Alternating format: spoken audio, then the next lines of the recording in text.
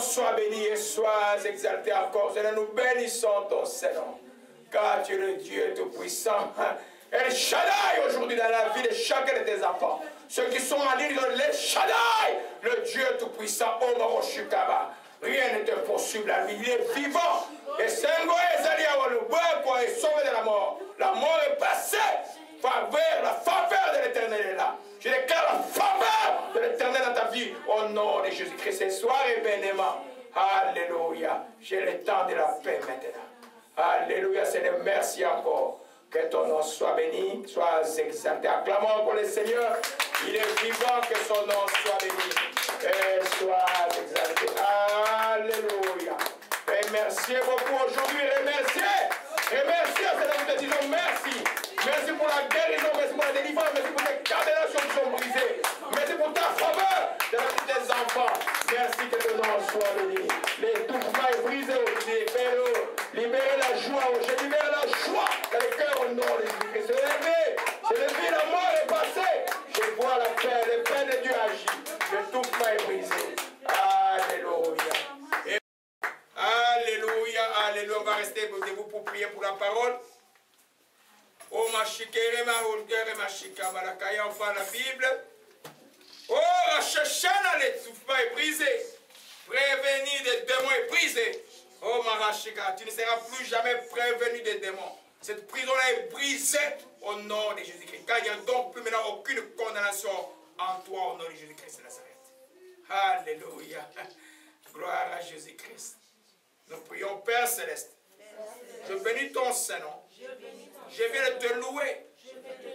Et te rendre gloire. Maintenant, je vais recevoir ta parole. Ta parole qui est le pain qui est descendu du ciel.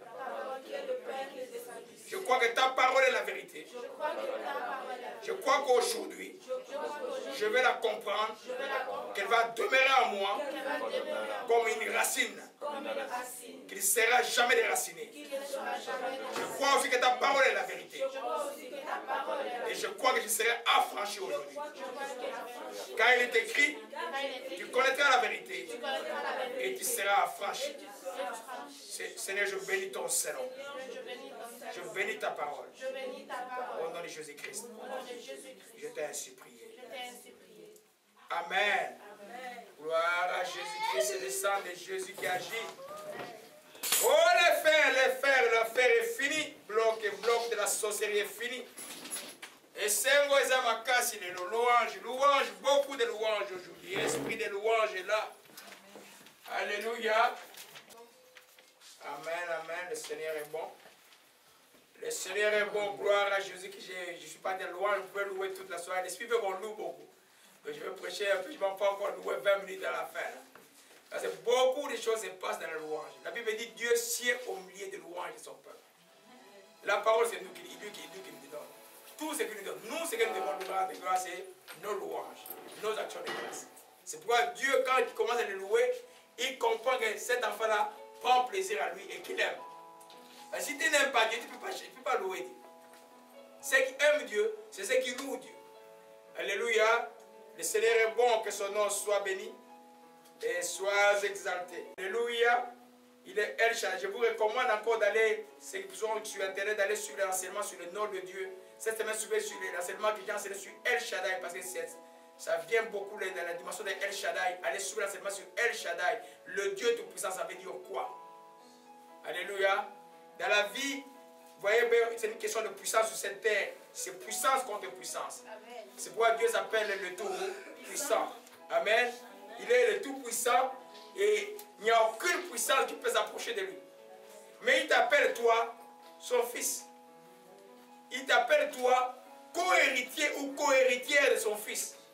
C'est-à-dire que toi aussi tu es tout-puissant en lui par le Saint-Esprit. Alléluia. Rien ne peut te dominer sur cette terre. Parce que celui qui est en toi, la Bible dit, est plus grand que celui qui est dans le monde. Qui est en toi? C'est Jésus-Christ Nazareth. Qui est dans le monde? C'est Satan que Jésus-Christ a défait à la croix du calvaire. C'est une réalité que nous devons avoir tout le temps quand nous sentons qu'il y a comme l'oppression de la vie. Voyez un peu? L'ennemi procède par la peur. Il est intelligent. Il sait que si tu attaques lentement, tu vas te rendre compte que c'est lui et tu vas le résister. il va venir avec un bruit, un grand bruit pour te faire peur. Quand tu as peur, il n'y a pas de foi. C'est pourquoi il faut faire attention à la peur. Dieu ne nous a pas donné un esprit de peur, mais un esprit de force, d'amour et de sagesse. Alléluia. Amen. Je voulais juste vous parler de ça là. On va continuer avec l'enseignement que nous avons commencé depuis, oh, je ne sais plus combien de dimanches là. Amen. Et 13 ou 14, je ne me souviens plus. Amen. Nous sommes en train d'enseigner sur la prophétie des livres de l'Apocalypse, qu'en anglais qu'on appelle les révélations. Apocalypse ne veut pas dire calamité, l'Apocalypse veut dire révélation. Souvent quand les gens le lisent en français, ils croient que c'est le mot apocalyptique, ils croient que c'est la destruction. Non, ça signifie la révélation. C'est pourquoi la Bible dit que celui qui lit ce livre est heureux. Tu compares la révélation par rapport au plan de Dieu dans les temps passés, dans les temps présents où vous vivez l'apôtre Jean qui a eu la révélation, et dans les temps futurs qui est le nôtre et notre futur qui va nous suivre. C'est un livre d'hier, d'aujourd'hui et de demain. Alors cette lettre, je vais utiliser beaucoup le mot prophétie parce que je vais beaucoup parler de ça aujourd'hui. C'est la lettre aux sept églises de cette église d'Asie. Amen. C'est des prophéties qui sont sorties de la bouche de l'apôtre Jean venant de Jésus-Christ. C'est le message que Dieu a envoyé à travers l'apôtre Jean pour montrer à l'église qu'est-ce qui ne va pas en elle et comment elle doit se développer. Amen. J'ai dit que c'est un message aux sept églises, ne veut pas dire les sept églises, cette église n'existe plus aujourd'hui, c'est la Turquie aujourd'hui, c'est un terrain conquis par les musulmans. Amen. Mais ces sept églises veut dire un message complet. Amen. Un message qui concerne toute l'église de Jésus-Christ. Comme j'ai dit à l'introduction, ces messages d'abord concernent les choses d'hier, les temps de l'apôtre Jean et les temps de maintenant. Amen. Donc, comme individu ou comme église, vous allez voir, il y a des phrases qui, au début de chaque église, il dit écrit à l'âme de l'église, mais à la fin, il termine par dire que celui qui a des oreilles. Vous qui connaissez le français, c'est écrit en grec. Amen. L'église, c'est au féminin et celui, c'est au masculin. Là, on entend que c'est un masculin de majesté qui inclut les femmes et les hommes. Alléluia. Mais comprenez bien que c'est un message qui concerne l'église, mais qui concerne aussi l'individu. Chacun d'entre nous, on peut se retrouver dans le cas d'église d'Éphèse. C'est-à-dire que tu marches très bien. Dieu t'apprécie. Ton travail, il apprécie. Il sait que tu ne peux pas supporter les méchants. Quand tu vois les gens qui ne marchent pas bien comme toi, tu t'éloignes des méchants. Mais tu as perdu à cause de l'activité ton premier amour. Dieu retourne. Si tu retournes dans le cas d'Éphèse, retourne, recherche ton premier amour. C'est quoi le premier amour? Cette soif, cette flamme que tu avais. Cette flamme que connaît notre frère. Maintenant, ça s'appelle le premier amour. Cette flamme-là, il ne faut jamais l'oublier. Ça va te servir dans ton rétroviseur de vie. Quand tu regardes en arrière, tu vas te souvenir de cette flamme-là. Dis non, je vais reprendre ma flamme. Alléluia. C'est chacun d'entre vous, quand vous êtes venu en Christ, il y a une flamme qui s'est venue. Cette flamme-là, il faut l'entretenir. J'ai toujours dit, on ne vit pas la vie chrétienne au passé. On ne dit jamais, oh, j'étais un bon chrétien quand j'étais au Congo. J'étais un bon chrétien quand j'étais à Tenerife. J'étais un bon chrétien quand j'étais à Paris. Non! Dieu ne connaît pas ce vocabulaire-là. Dieu, c'est un Dieu qui nous juge maintenant. Aujourd'hui, es-tu chrétien ou pas? Si tu as perdu l'amour comme Éphèse, retourne à ton premier amour. Certains d'entre nous vont se retrouver dans les cas des Smyrne. C'est des gens où la tribulation, et puis des gens qui se considèrent pauvres alors qu'ils sont riches. Beaucoup d'églises dans les tiers-monde, c'est des gens qui craignent Dieu, mais ils se considèrent pauvres. Ils attendent des dons qui viennent de l'église, qui viennent de l'Occident. C'est une fausse, il ne faut pas attendre ça. Ils sont riches spirituellement, mais ils se considèrent pauvres. Parce qu'ils marchent selon les yeux, selon la vue. Amen. Vous êtes tous des princes de Dieu. Spirituellement, quand les anges vous voient, ils vous reconnaissent dès loin dans les ciels. Les démons aussi, quand ils vous voient, ils vous reconnaissent comme des princes, ils vous fuient. C'est pourquoi vous allez vous entrer dans le métro, tu as quelqu'un te fuit. Tu ne sais pas pourquoi, il fuit à côté de toi parce qu'autour de toi, il y a une gloire qui t'entoure. Mais tu te considères pauvre. Ah, moi, tu te plains tout le temps. Alors, dans le cas de Smyrne, là, la leçon que nous avons tirée, c'était quoi? Dieu disait, mais même quand tu es comme ça, il peut encore te dire, supporte que tu vas encore souffrir encore 10 jours encore. Prophétie que beaucoup de gens n'aiment pas. Hein? Il y a une de mes sœurs bien aimées que j'aime bien. Quand j'ai une prophétie qui dit, de preuve, puisque tu donnes comme c'est 43, et c'est ça va bien. Et quand il dit que le feu ne te brûlera pas, elle voit qu'il y a encore des épreuves. Ni personne n'aime les épreuves. Mais des fois, Dieu nous permettra que nous passions encore plus d'épreuves. Alléluia. Comme pour ceux que Dieu a appelés, si Dieu t'appelle, quand Dieu t'appelle, ça dépend du niveau que tu vas arriver. Si ton onction est pour amener des millions de gens à Christ, tu vas souffrir plus. Tu passeras l'école des épreuves.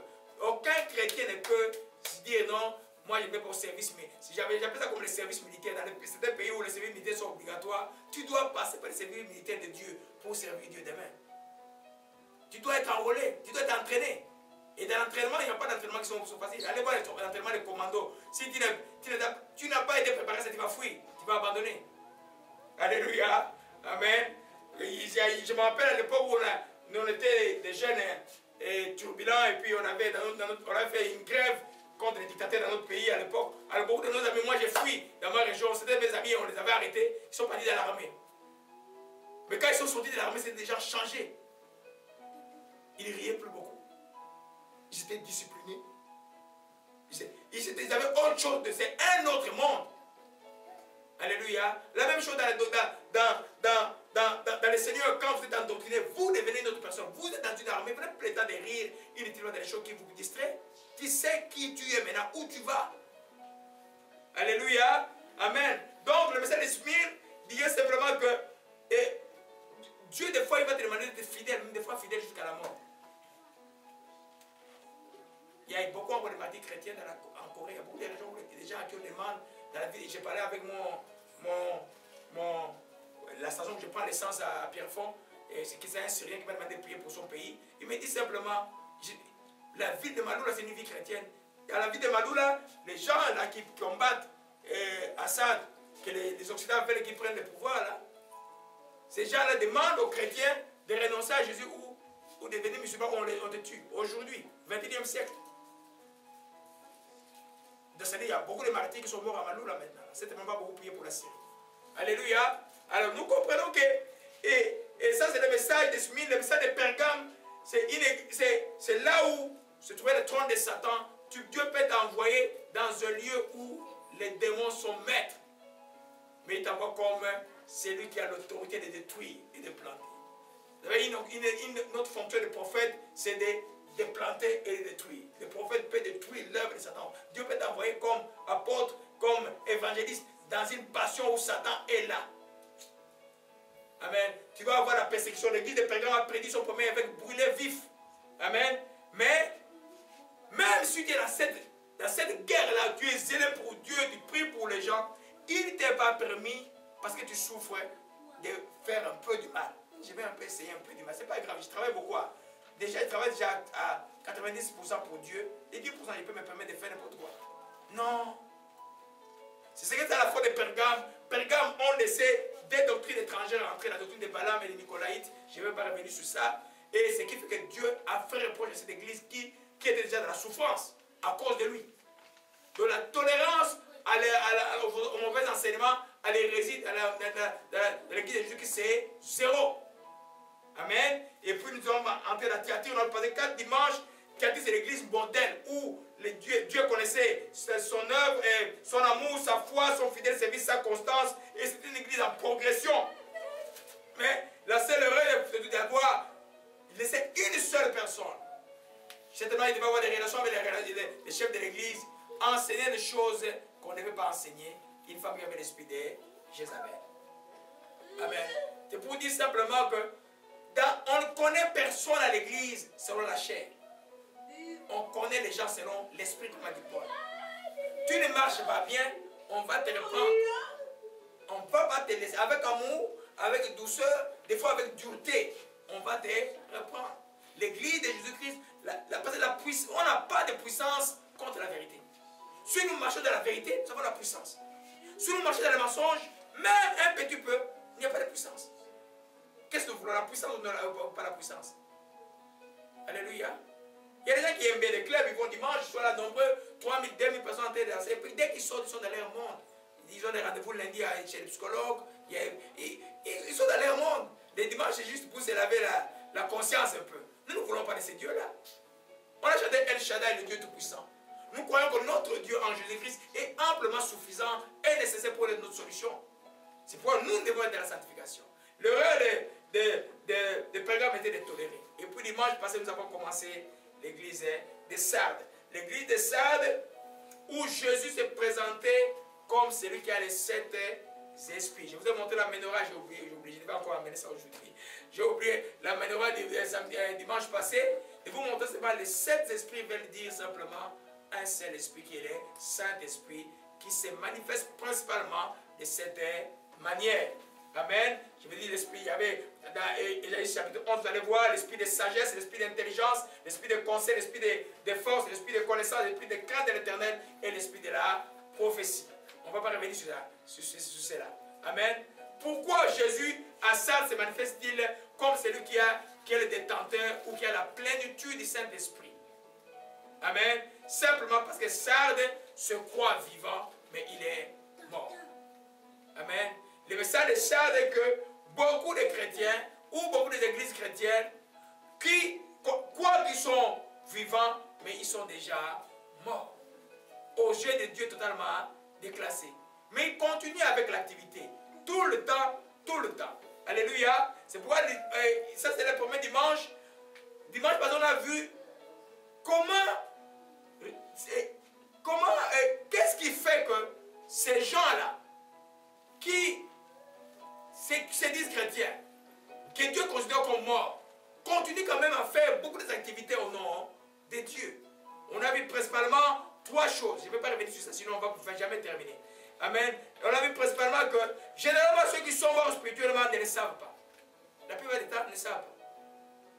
Il faut la révélation du Saint-Esprit. C'est pourquoi Jésus se présente ici comme le Saint-Esprit, comme celui qui a la plénitude du Saint-Esprit. Quand quelqu'un est mort spirituellement, il faut que Dieu nous parle par une révélation des fois.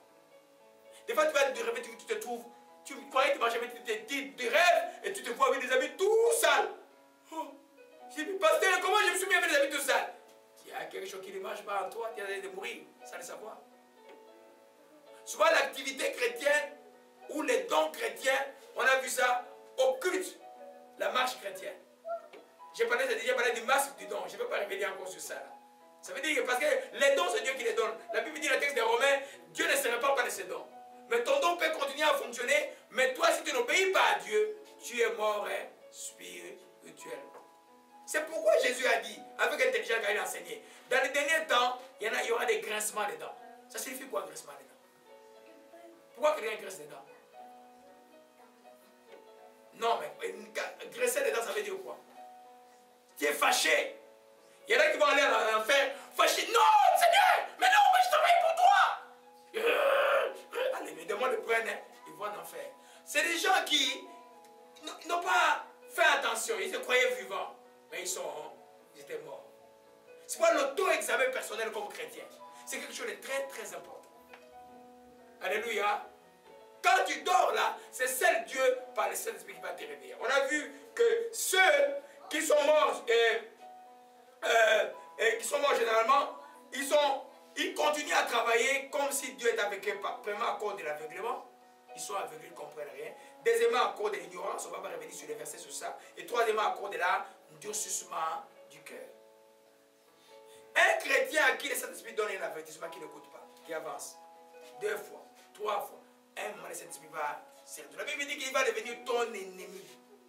Si le Saint-Esprit devient ton ennemi, ta vie devient une vie très très rude, très compliquée.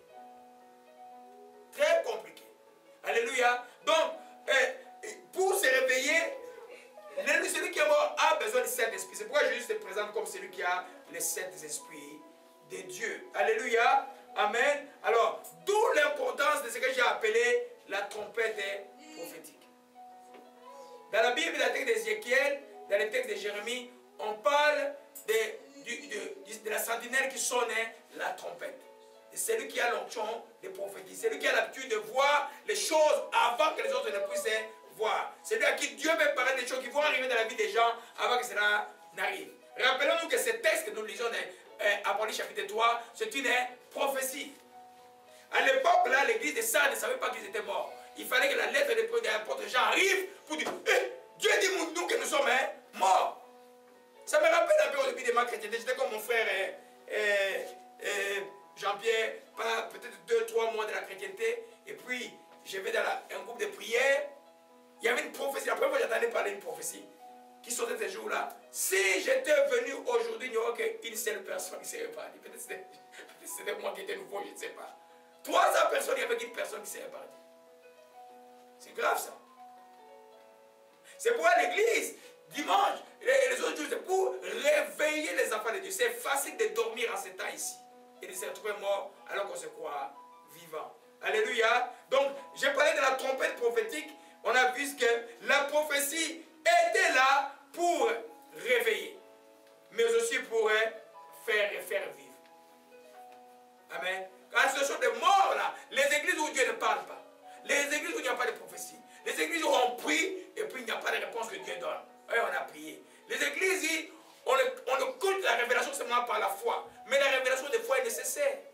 Ta foi peut être sans elle. Tu peux diriger ta foi dans une direction qui n'est pas de Dieu. Mais la révélation de Dieu ou la prophétie de Dieu ou une parole de connaissance va te donner une direction claire. Là où tu mettras ta foi et tu vas avoir les résultats.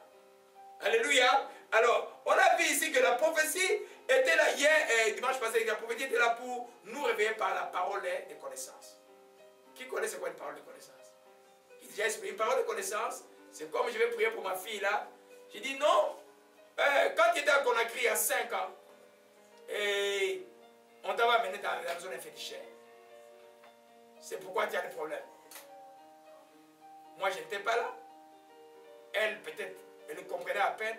Et puis, elle va demander aux parents, est-ce qu'il y a 5 ans, on m'avait demandé, on m'avait envoyé quelque part. Oui, on t'avait amené chez un féticheur parce que tu étais malade et que tu ne terminais pas à l'hôpital.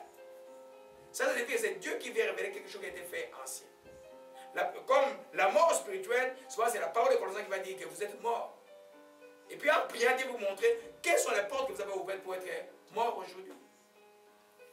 Alléluia, amen. Et par la prophétie, faire vivre par la prière prophétique. C'est-à-dire quand quelqu'un veut prier avec l'onction prophétique, là où il y a la mort, la vie va venir. On a vu ça avec Ézéchiel 37, je ne vais pas revenir sur ça. Aujourd'hui, amen, nous continuons avec comment se réveiller spirituellement. Oh, gloire à Jésus-Christ. Amen. Comment se réveiller quand tu es mort spirituellement? Généralement, tu ne sais pas que tu es mort spirituellement. Et puis une prophétie sort dans ta vie que tu es mort spirituellement. Ou toi-même, Dieu te parle par un rêve ou que tu es sur un chemin de la mort. Tu te trouves avec des habits sales quelque part. Tu te trouves en train de partager dans la toilette. Tu te trouves dans un rêve, dans un chemin qui est tout noir, tout ténébreux, il n'y a pas d'espoir. En anglais du hopeless, tu te trouves dans un chemin où il n'y a pas d'espoir. Il y a beaucoup de langages que les saints peuvent utiliser à travers toi ou à travers un autre pour te montrer qu'il y a un danger de mort spirituelle devant toi. Comment tu fais pour te réveiller? Comment tu fais pour te tenir debout? C'est ce que nous allons voir aujourd'hui. Amen. Et Apocalypse 3, verset 3 dit, sois vigilant ou réveille-toi, affermis ceux qui restent à mourir, car je n'ai pas trouvé tes œuvres parfaites devant mon Dieu. Rappelle-toi donc comment tu as reçu, entendu, et garde et répands-toi. Si tu ne veilles pas, je viendrai comme un voleur, tu ne sauras pas à quelle heure je viendrai. Alléluia. Amen.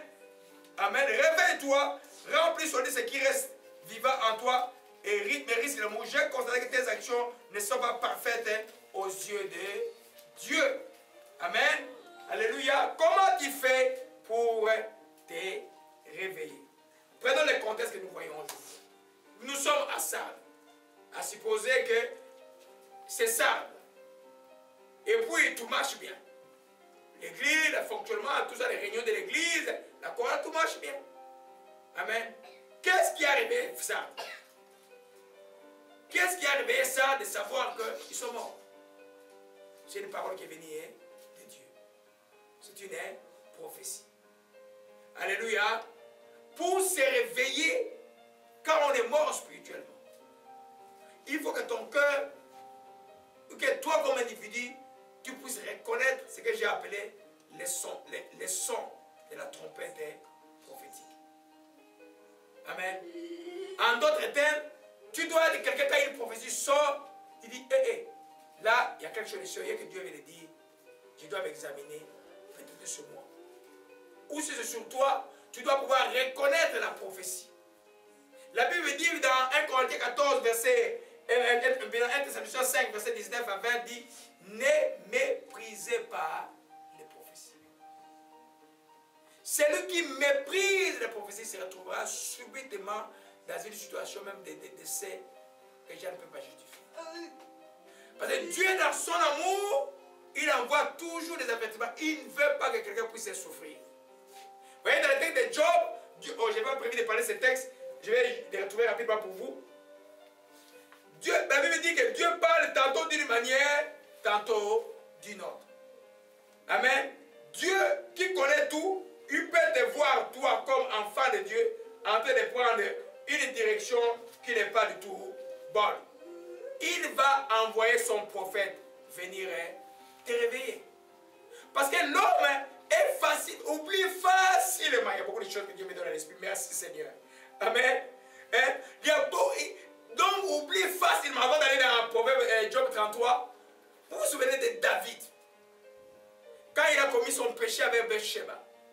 Et le prophète Nathan est venu lui dire, raconter l'histoire d'un homme qui était riche, qui avait plein de brebis, mais il allait prendre la brebis d'un pauvre là, et puis il a voulu le tuer. David dit, cet homme-là mérite quoi, hein? La mort. Regardez bien. Je vais revenir sur ça. Amen. On va parler un peu de ça. Merci Saint-Esprit. Alléluia. Gloire à Jésus-Christ. Je vais juste vous montrer la première chose. Reconnaître. C'est pas facile de reconnaître le son prophétique. Mais un enfant de Dieu intelligent doit les reconnaître. On prend d'abord l'exemple de David. Gloire à Jésus-Christ, que son nom soit béni. Oh, Yehoshua, reçois la paix, reçois beaucoup de paix aujourd'hui. Beaucoup de paix, mon Dieu, que ton nom soit béni. Gloire à Jésus-Christ. Gloire à Jésus-Christ. Que son nom soit béni. Alléluia. Alléluia. Amen. Regardons le cas de David.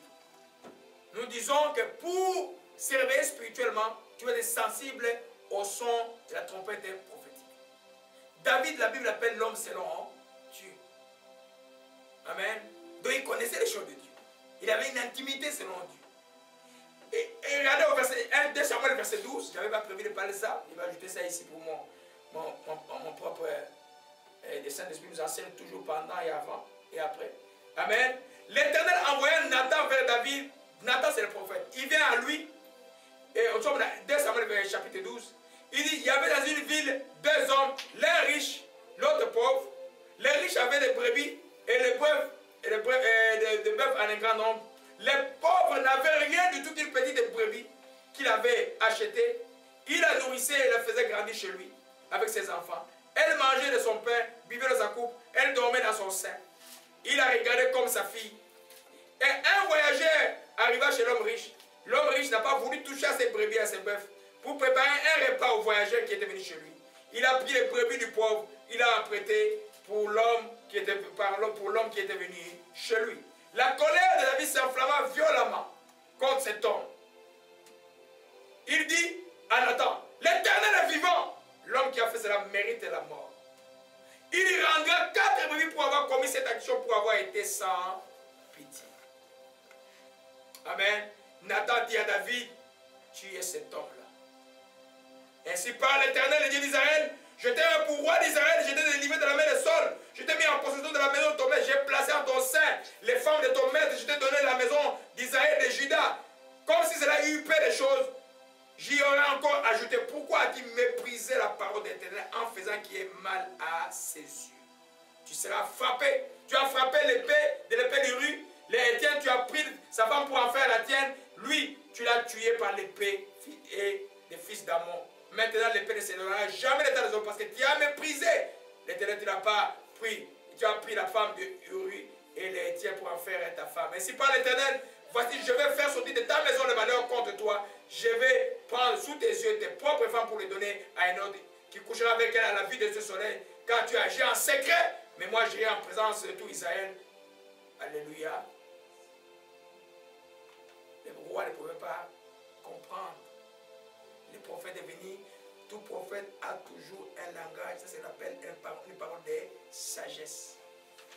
En respectant le roi, il nous présente une situation que le roi lui-même avait fait. Mais les rois, je vous dis, ce n'est pas toujours facile. David était sur un chemin de la mort. Il a fait quelque chose qui a irrité l'Éternel. Mais quand Dieu n'avait pas parlé, le roi se serait lavé tranquillement et puis c'est fini. Mais quand Dieu est venu parler, David, qu'est-ce qu'il a fait? Il s'est disposé à chercher il s'est humilié. Mais Dieu a dit, l'enfant qui naîtra de cette femme-là sera mort. Et David a gêné pour que l'enfant soit guéri. L'enfant était mort et quand l'enfant était mort, il s'est lavé. Dieu l'a pardonné. C'est là que vous avez le psaume 51 qui est venu. Alléluia. Ce n'est pas facile. Il n'a pas méprisé la prophétie. Le prophète l'a eu seulement au piège. Mais quelqu'un qui ne méprise pas la prophétie, quand Dieu parle, arrête avec les vols, arrête avec les mensonges. Tout d'un coup que tu fais, tu reconnais. La mort spirituelle s'arrête quand quelqu'un commence à reconnaître ses fautes devant Dieu, quand la trompette prophétique a sonné. Alléluia. Amen. Et notre Omoshika Marakaya. Oboshi Emerondo Koshia. Oshi Marakaya. Il faut reconnaître. S'il avait nié, dit, Nathan, hors de moi. Qu'est-ce qu'il raconte là? David, on n'en parlait même plus de David aujourd'hui. Amen.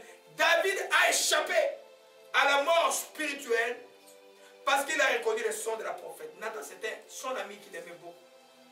Mais Dieu n'a pas, on ne connaît personne selon la chair dans Dieu. Vous comprenez? Nathan, c'était le prophète ami de David. Mais on ne connaît personne, on est amis en Christ parce que nous sommes en Jésus-Christ. Nous ne connaîtrons personne, c'est que Paul dit, selon la chair.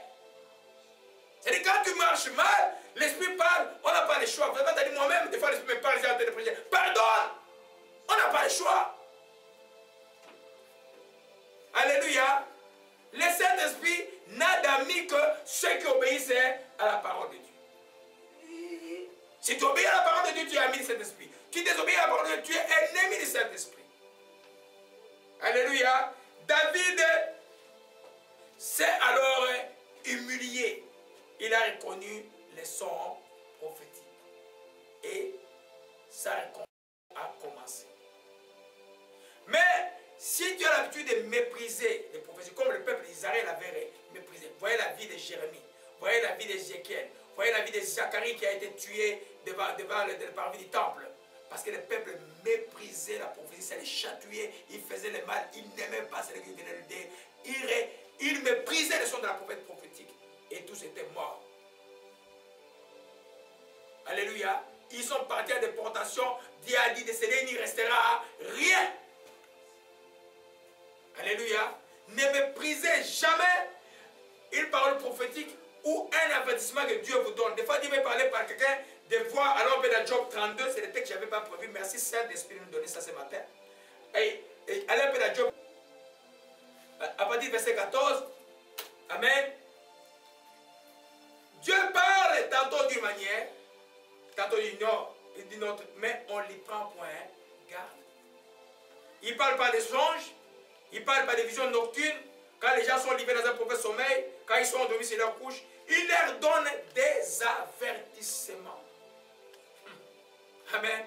À 90% des prophéties de Dieu vont vous donner des avertissements parce que Dieu est tout pour retourner.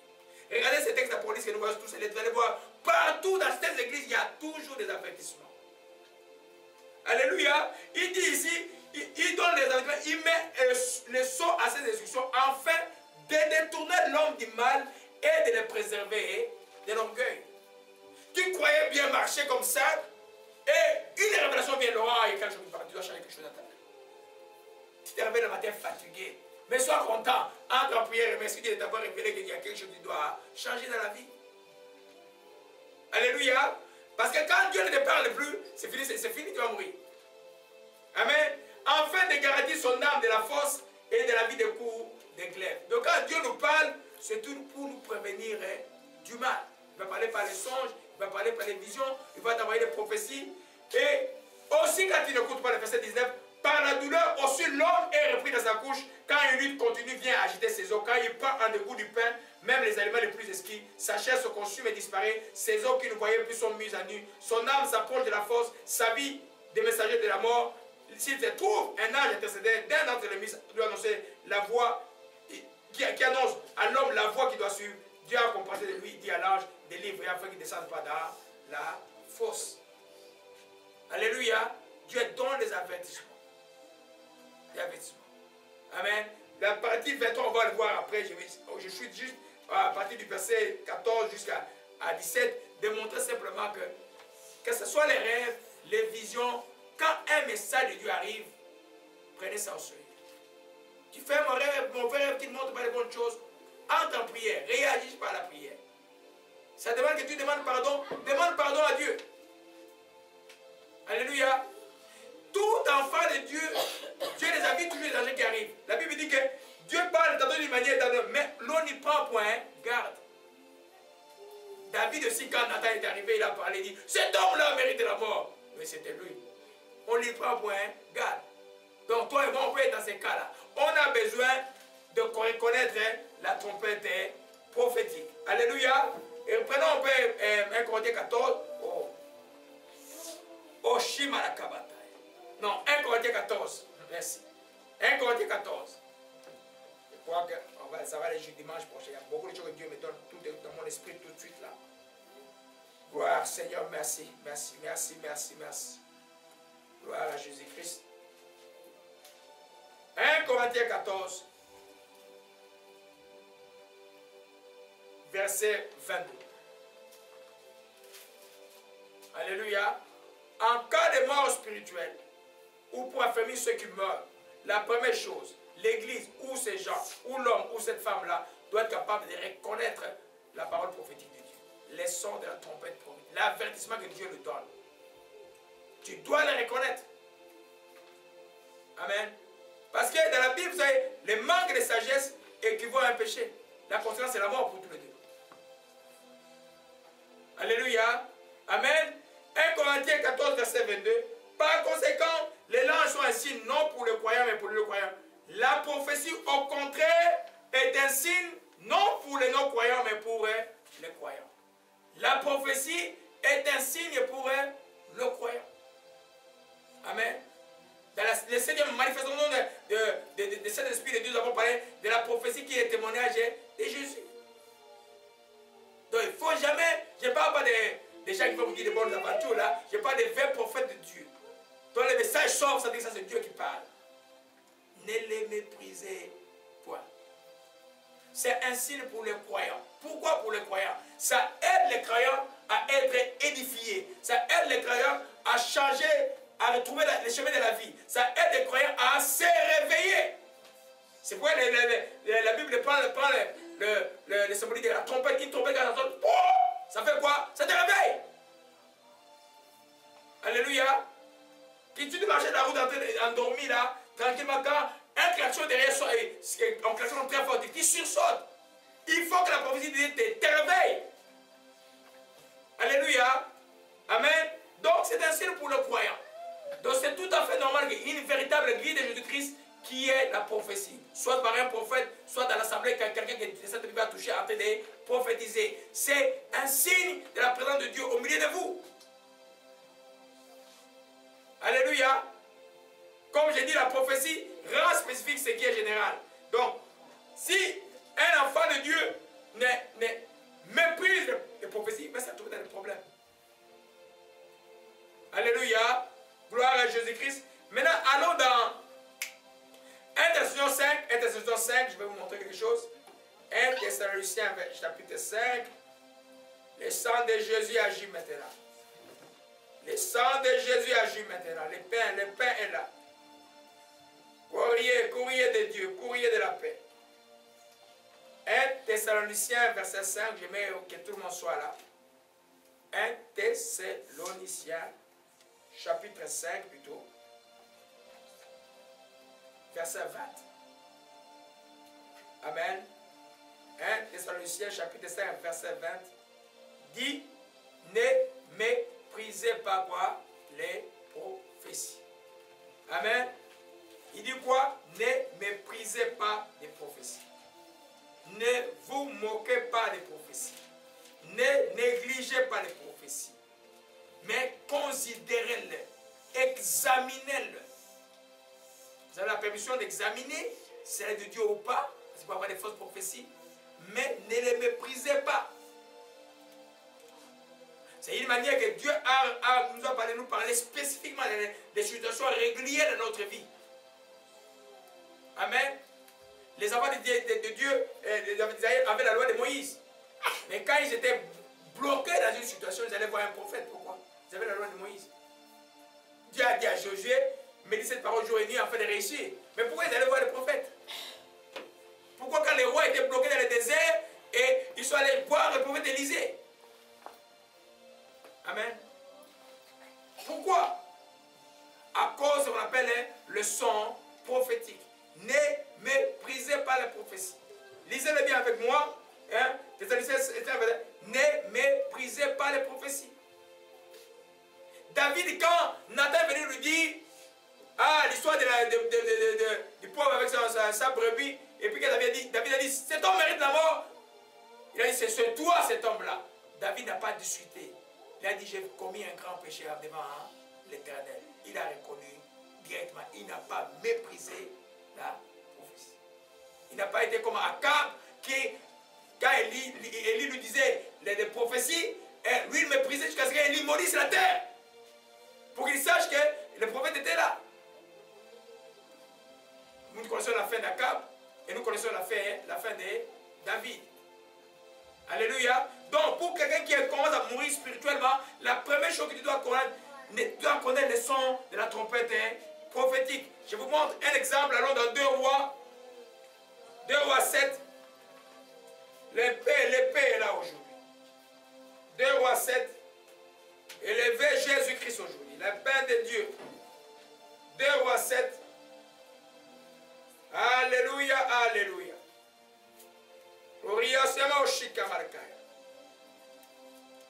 Alléluia. Amen. 2 Rois chapitre 7. Une histoire qui montre que le mépris de la prophétie est quelque chose de très très dangereux. Alléluia. J'explique le contexte. Nous sommes en train de voir comment se réveiller quand on est mort spirituellement. Ou qu'on est en train de mourir spirituellement. Comment affermir ceux qui sont en train de mourir spirituellement. La première chose, les amener à reconnaître les sons prophétiques, à reconnaître la voix de Dieu et ce que Dieu les reproche. C'est que Dieu veut que les gens puissent changer. Alléluia. 2 Rois chapitre 7. Je vais résumer toute l'histoire. Hein. Vous voyez que Israël est entouré par les Syriens. La famine est tellement grande que la fiente de pigeons, les caca de pigeons là, se vendait à un prix élevé. Au point qu'une femme, ils se sont dit, moi je mange ton enfant aujourd'hui, toi tu vas manger mon enfant demain. Quand le roi a appris ça, le roi a déchiré ses habits. Alors le prophète Élisée, au chapitre 7, vient. Il dit, ainsi parle l'Éternel, demain à cette heure, on aura une mesure de fleurs pour un cycle et 2 mesures d'orge pour un cycle à la porte de Samarie. L'officier, sur la main duquel s'appuyait le roi, répondit à l'homme de Dieu, quand l'Éternel ferait des fenêtres au ciel, pareille chose arriverait-elle. Et Élisée dit, tu les verras de tes yeux, mais tu la mangeras point. Élisée disait, un cycle c'est équivalent à $2,25, selon les calculs faits actuellement. Il y avait des cycles d'argent, il y avait des cycles d'or qui coûtaient au moins $125 aujourd'hui là. Mais il dit maintenant, alors que les gens commencent à se manger, mais demain, Dieu va faire quelque chose qui fera que la farine là va coûter 2 $ et puis l'orge, 2 bassins d'orge vont coûter 2,25 $. Ainsi. Le général dit, oh, même si Dieu ouvrait les fenêtres, il a méprisé qui? Dieu. On a chanté aujourd'hui El Shaddai. Il a dit non, Dieu ne peut pas faire ça. Même s'il ouvrait les fenêtres, pareille chose arriverait. Les prophètes regardent, tu les verras, mais tu ne les mangeras pas. Les généraux avaient méprisé la prophétie. La différence entre ce général et David, David, quand on entend parler, il s'est répandu. C'est ce qu'un enfant de Dieu qui veut quitter la mort à la vie doit faire. Quand la prophétie sort, change, ne discute pas les prophéties de Dieu. Alléluia. Et puis, oh, nous voyons que le jour, et puis il y avait l'histoire des lépreux, les lépreux sont, c'est un autre enseignement, les lépreux ont encore du courage, ils disent, mais si on reste ici, on va mourir de faim. Jetons-nous dans les camps de l'ennemi, même s'il nous tue là, on va le tuer. Les lépreux sont partis, Dieu avait déjà opéré un miracle dans le cas de Syrie. Il n'y avait personne, c'était une armée en fuite et il y avait plein de nourriture. Ils ont commencé à manger. Des fois, les gens qui vont vous briser, c'est un lépreux en Israël qui pouvait donner la considération. Je ne vais pas sauter l'enseignement, mais ça me vient de me monter au cœur. Amen. Les 2 lépreux ont dit, oh, si on mange ici, le peuple mourit. Mais c'est un péché devant Dieu. Eux que la population considérée comme des appareils, eux, ils savent qu'il y a un grand Dieu. Il dit, non, non, si on mange, ce n'est pas juste. Allons aviser le roi qu'il y a de la nourriture ici. Et quand le peuple, si un peuple affamé n'a pas d'oreille, ils ont traversé la muraille. C'était le général qui était à la porte. Il a été écrasé par le peuple. Il a vu, mais il est mort. Parce qu'il a méprisé la prophétie de l'Éternel. Alléluia. Une prophétie s'examine, ça ne se méprise pas. Alléluia. De pour dire simplement, je ne vais pas sauter l'enseignement, le but que je vous montre, ça c'est simplement que pour la sœur de vous voyez que Dieu vient par la sœur, tu te crois vivant mais que tu es déjà mort. Réveille-toi. Tu es mort. Alléluia. Seul Dieu peut connaître quelqu'un qui se croit vivant par l'accepter pour dire non, non, là, tu es déjà sur le chemin de la mort, réveille-toi. Alléluia. Amen. Alors, nous voyons là que dans les cas, David a reconnu le son prophétique. Sa vie a continué normalement. Il y a la pénition que Dieu lui a donnée. Mais l'homme selon Dieu jusqu'à la fin, jusqu'à maintenant. Amen. Mais ceux qui ont méprisé comme ces généraux ou Akab, même, non, prenons même Akab. Même Akab qui était un roi pervers. Quand le prophète est venu lui dire que Akab, voilà ce qui va t'arriver. Ta femme Jézabel va mourir, toi tu vas mourir comme ça. Quand il a pris les champs de Naboth. Vous allez voir ça dans 2 Rois 21. Je vais y revenir le prochain principe. Amen. Akab, la Bible dit que Akab s'est humilié. Le prophète est venu lui dire que tu vas mourir. Akab s'est humilié. Et puis Dieu a dit à propos, tu as vu comment est-ce que Akab s'est humilié? Akab le pervers. Dieu là, le Dieu que nous prions, il s'appelle l'Éternel, Dieu miséricordieux, lent à la colère, riche en beauté. C'est lui-même qui s'est présenté comme ça à Moïse. Ce n'est pas l'homme qui va le changer. Si tu veux toucher le cœur de Dieu, sois sincère. Quand il y a une prophétie de repentance ou une révélation de repentance qui demande que tu es mort, humilie-toi devant Dieu. Reconnais ça. Demande pardon à Dieu. Répands-toi, c'est-à-dire qu'il change.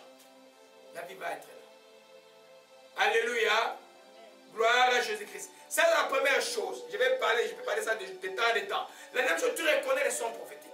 Pour se réveiller quand tu es mort spirituel. La deuxième chose, quand les sons prophétiques a sonné, Dieu ne parle pas en vain. Quand il te parle, c'est pour que tu t'humilies. C'est pour que tu changes. La deuxième chose, c'est s'humilier devant Dieu et reconnaître sa faute par une confession sincère. On commence par là. Une confession sincère. Confession, ça veut dire quoi?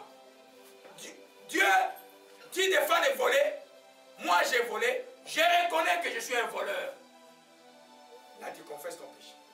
Parce que Dieu sait que tu es un voleur et tu reconnais. Je reconnais que je suis menteur. Je reconnais que je suis... Tu reconnais ça devant Dieu. C'est-à-dire que tu confesses ton péché. Tu ne prends pas Dieu pour quelqu'un qui ne connaît rien. Il connaît tout. Il veut seulement voir celui qui est sincère. C'est pourquoi la confession marche avec la sincérité. Quand ton cœur est sincère dans ta confession, il n'y a pas de raison pour que Dieu ne pardonne pas. C'est pour ça que Jésus est mort à la croix de Calvaire.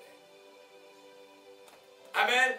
Donc la deuxième chose qu'il te faut, c'est s'humilier par une confession sincère et méticulée et spécifique. Ne priez pas pour les péchés en bloc. Pardonne mes péchés. Mais c'est quoi tes péchés? Tu connais? Si tu dis pardonne mes péchés, mais tu vas changer quoi? Tu vas changer quoi? Parce que après la confession, tu dois te repentir. Repentir veut dire changer. Tu dois changer quelque chose que tu ne faisais pas, que tu commençais à faire. Mais tu vas changer quoi? Voyez un peu? Donc dans la confession, tu dois être sincère. Dans le cas de David, David a dit, oh mon Dieu, j'ai péché, j'ai pris la femme d'autrui. Akab a dit, oh j'ai péché, j'ai pris les champs qui appartenaient à Naboth, ça ne m'appartenait pas. Et puis j'ai fait tuer un juste. Amen. Là, même si tu es un dictateur qui a tué beaucoup de gens, le jour où tu es sincère devant ton Dieu, comme ça, même à 2 doigts de ta mort, on va être étonné au ciel. Hein. Tu vas voir des fois, peut-être je vais t'étonner, je vois mon bout au ciel. Oh, comment tu t'es fait au ciel? Peut-être il s'est repenti une minute avant. C'est ça notre Dieu là. Vous vous souvenez de Laron qui devait juger à la croix? L'autre était sauvé juste une minute avant de mourir. Mais toi, enfant de Dieu, n'attends pas ça. Hein? Mais je dis même par accident, là, il n'y a pas de temps. Alléluia. Gloire à Jésus-Christ, que son nom soit béni. Oh, Shimala Kobara Kashia. Donc, s'humilier devant Dieu. Amen. C'est-à-dire que quand un prophète vient te dire que tu as mal fait, ou arrête avec telle vie de débauche, ou arrête avec telle vie de choses, tu dis, je reconnais mon Dieu, je demande pardon. Des fois, tu gênes parce que tu étais rebelle, parce que tu étais déjà chrétien. Tu gênes. Que la pénition, ne soit pas sur moi. Et tu gênes, je confesse mon péché. Je confesse mon péché. Je reconnais que ce que Dieu dit est vrai. Je reconnais que j'ai mal fait. Alléluia. Prenons un exemple. Amen. Deuxième étape, pour te réveiller spirituellement, c'est savoir s'humilier sincèrement devant Dieu. Dieu ne dégaine pas un cœur brisé contre lui. Quand tu es sincère devant Dieu, Jésus-Christ ne peut pas rejeter celui qui est sincère. Alléluia. Gloire à Jésus-Christ. Amen, amen. Commençons par le texte de Jonas. Venons Jonas chapitre 3. Amen. J'ai pris un exemple très fort des gens qui ne croyaient pas en Dieu. Mais comment est-ce que Dieu peut être bon? Alléluia. Gloire à Jésus-Christ. Parce que j'ai toujours dit que l'enfer n'a pas été fait pour nous, pour les hommes, a été fait pour les démons. Mais le diable veut amener la majorité des hommes là-bas. Alléluia. Amen. Donc la deuxième étape que nous voyons, c'est s'humilier devant Dieu. Quand les sons prophétiques sonnent, l'avertissement de Dieu sonne, que ce soit par un prophète, par un rêve, par une révélation, par même lecture de la parole de Dieu, comme le roi Josias qui a découvert dans la loi de Dieu qu'il ne marchait pas bien. Change, répands-toi. Alléluia. Confesse ton péché. Regrette tes péchés. Regrette-les. Dans la confession, il y a les regrets. C'est pourquoi tu pleures quand tu confesses ton péché. Tant qu'il n'y a pas de regrets, il n'y aura pas de changement. Parce que la confession t'amène ton cœur à regretter le mal que tu fais et haïr ce mal que le diable veut mettre dans ton cœur. Quand tu haïs le mal, tu peux abandonner le mal. Est-ce qu'on est d'accord avec ça? Si tu n'aimes pas le mal, est-ce que tu peux abandonner le mal? Non. Il faut les haïr pour l'abandonner. Alléluia. Gloire à Jésus-Christ. Oh, mon schéma la Corée m'a scellé. Oh, Shama Kadoshik Marabarakaya. Église de paix, oh, mon Shikaya. La situation de Ninive, c'est quoi? Ninive, c'est une grande ville païenne, mais qui vit des crimes de toute, d'une méchanceté énorme. Dieu maintenant envoie le prophète Jonas avec une trompette prophétique. D'abord, il ne veut pas aller, et Dieu le contraint d'aller, après avoir passé 3 jours dans la vente des poissons. C'est pourquoi Dieu est là. Si tu as choisi, tu n'as pas le choix. Si tu fuis, tu seras comme Jonas. Tu n'as pas le choix. Quand Dieu t'a choisi, tu n'as pas le choix. Tu n'as pas le choix. Tu trouveras que ton bonheur que d'être avec Dieu. Si tu veux prendre le chemin de tourner, il va te contraindre, il sait te contraindre les gens. Amen. Alors le prophète arrive, il annonce, Dieu va détruire Ninive. Dieu va détruire Ninive. Dieu va détruire Ninive. Dieu va détruire Ninive. Oh, le roi de Ninive dit, cet homme-là habillé bizarrement, il vient d'où? Pourquoi il crie comme ça dans la rue? Ah, c'est un prophète de l'Éternel. Qu'est-ce qu'il dit? Que Dieu va détruire Ninive. Le roi a reconnu, dit, que tout mon peuple se mette dans les sacs. Nous allons confesser nos péchés. Nous allons nous habiller des cendres comme elle se faisait à l'époque. Personne ne va manger, ils vont gêner en même temps. Des hommes, femmes, enfants, bébés, jusqu'aux animaux. Dieu a vu que le peuple s'est humilié par la confession et désirait changer profondément, regretter le mal qu'ils ont fait. Dieu a enlevé la destruction. Alléluia. C'est pourquoi l'entêtement dans les chemins de Dieu est extrêmement dangereux. À un moment donné, dans les chemins de Dieu, il faut dire, assez c'est assez. Dieu, qu'est-ce que tu fais de moi? Quand tu deviens chrétien, tes pensées ne sont plus utiles. Mes pensées ne sont plus utiles. Qu'est-ce que Dieu dit? Voilà ce qui est utile. Alléluia. Alors, nous comprenons que Ninive, au verset 10, dit ceci, le roi dit au verset 9, qui sait si Dieu ne reviendra pas, s'il ne se répandra pas, si les résolutions son ardente colère, en sorte que nous pressions. Est-ce que la ville était déjà détruite? Non. Mais il reconnaissait la trompette prophétique. Un enfant de Dieu avait laissé une prophétie claire. Je ne sais pas des gens qui racontent n'importe quoi là. Une prophétie claire sort. Réagit favorablement à la prophétie. C'est une bonne prophétie, reçois-le par la foi. C'est une mauvaise prophétie qui te demande, oh, pas une mauvaise, une prophétie qui te demande de changer, change. Change. Alléluia. Vous voyez, il dit, le roi dit, il dit, on va essayer. Peut-être qu'il ne connaissait même pas l'idée d'Abraham. On va essayer, on va gêner. Mais Dieu, vu qu'ils agissaient ainsi, qu'ils revenaient de leur mauvaise voie, Dieu se répandit des mal qu'il avait résolu de leur faire. Il ne les fit pas. Donc il s'est laissé à la mort a été arrêtée net. Tu veux arrêter le chemin de la mort? Confession, repentance sincère. On va voir repentance après. Parlons d'abord de confession. Regret sincère. Des regrets sincères, spécifiques dans les détails. Si tu ne comprends pas, tu vois, des fois, l'esprit de Dieu, c'est l'esprit d'intelligence. Si tu dis, par exemple, tu volais, tu dois aller comprendre, voler c'est quoi? Voler, c'est faire du mal à autrui. Quand tu comprends que c'est faire du mal à autrui, des fois, Dieu va t'amener pour te voler quelque chose, toi aussi. Tu vas dire, ah, c'est ce que tu fais aux autres. Alors là, tu vas te réveiller. Là, quand tu te repars sur le vol, tu vas comprendre c'est quoi tu fais. C'est pas là que tu dis, oh mon Dieu, pardonne mes péchés, mais tes péchés, quel péché? Amen. Des fois, je prie ici, je choisis de confesser, j'attends vos cœurs muets, vous ne confessez pas. Il faut des spécifiques. Il faut avoir un regret. Et c'est un regret qui t'amène au pleur. Quand ce pleur qui t'amène à la haine du mal en toi, cette haine du mal te donne la force d'aller embrasser de nouvelles habitudes qui s'appellent la repentance.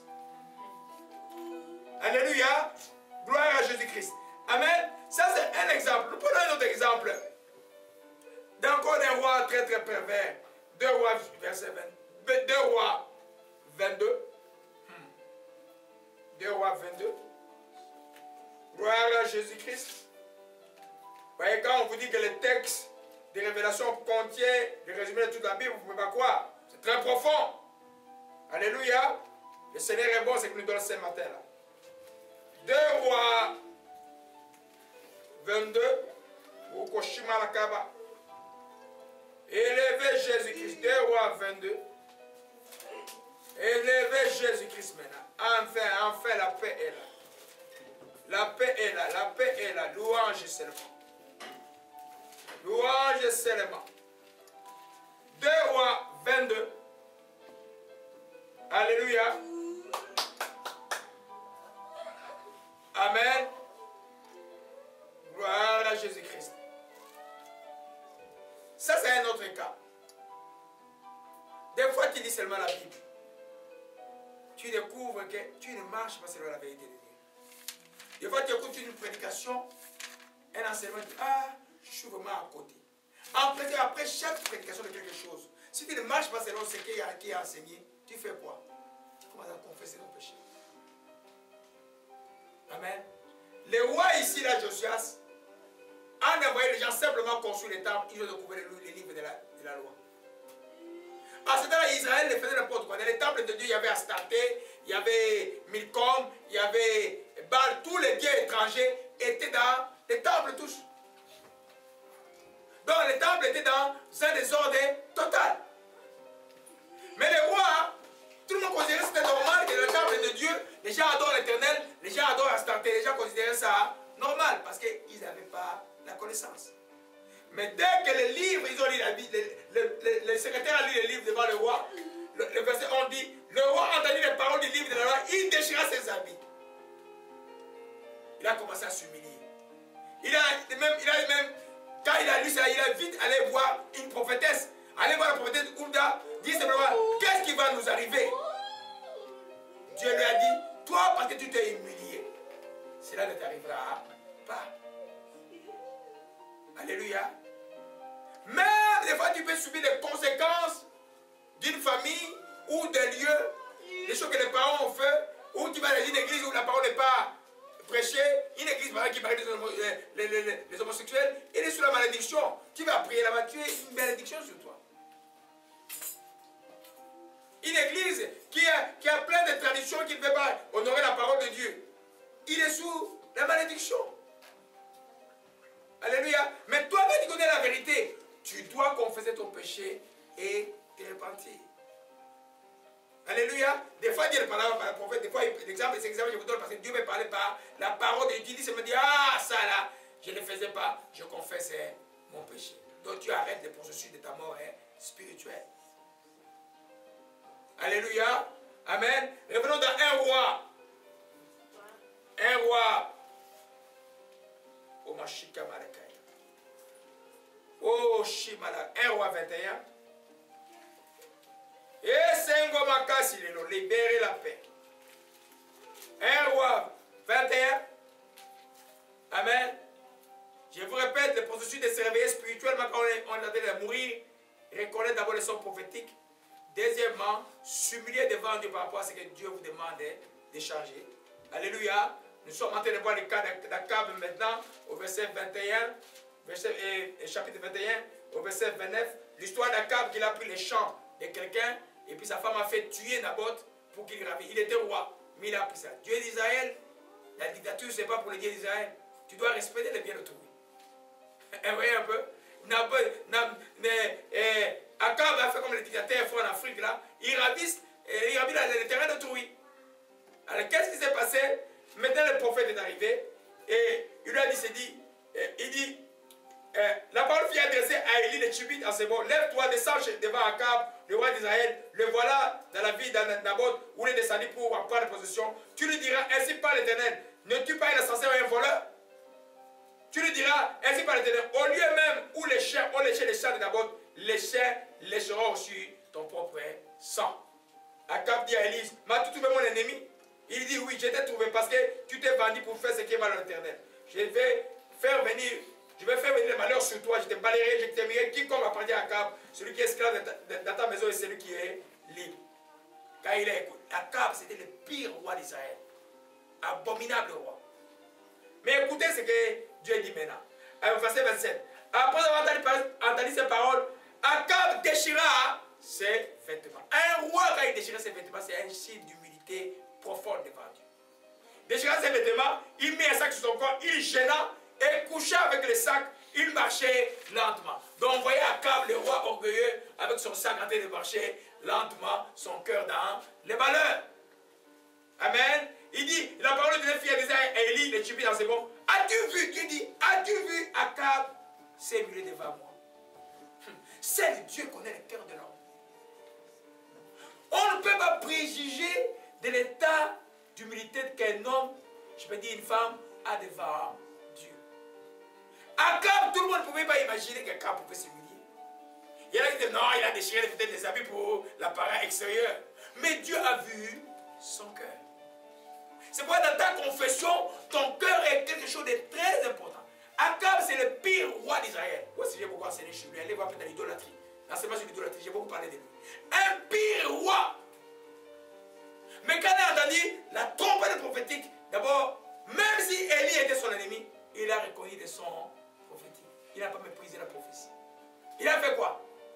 Il a tourné cela à prière. Il a déchiré ses habits. Il s'est humilié devant Dieu.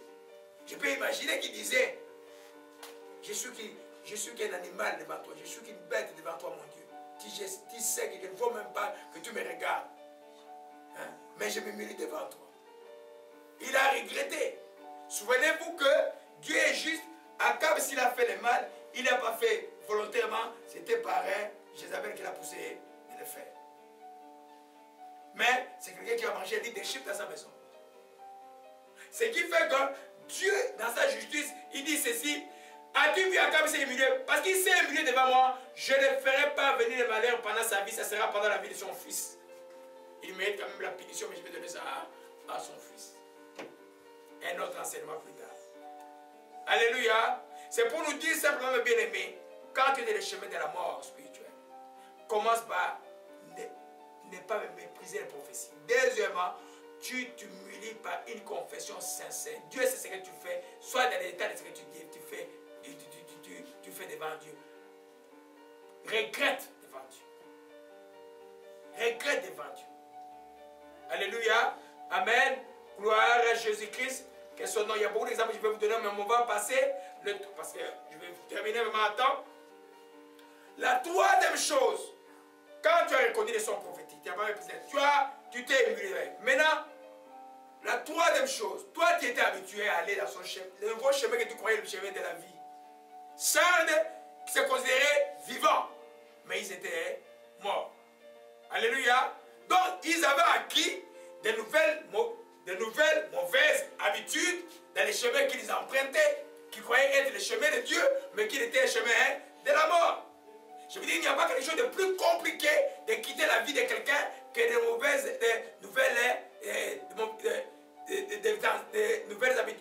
anciennes habitudes. Donc, Charles avait pris un nouveau chemin, une autre manière de faire. Hein? Ça peut dire, par exemple, non, Dieu là, c'est pas grave. Tu peux être dans le péché, tu peux l'honorer, c'est pas grave.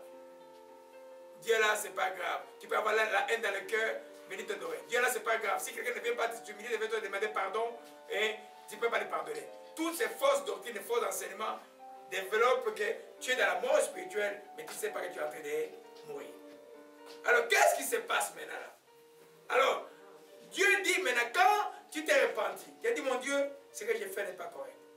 Mais tu as regretté maintenant. Maintenant, tu dois retourner, la troisième étape, le plus important de ce soir, parce que beaucoup n'ont pas jamais dit là, retourner aux anciens sentiers. Amen. Je vais m'expliquer. Amen. Aux anciens sentiers, chemins.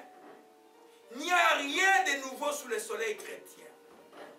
Depuis que Jésus a enseigné et que les apôtres ont expliqué, vous n'avez plus rien à ajouter, tout est là.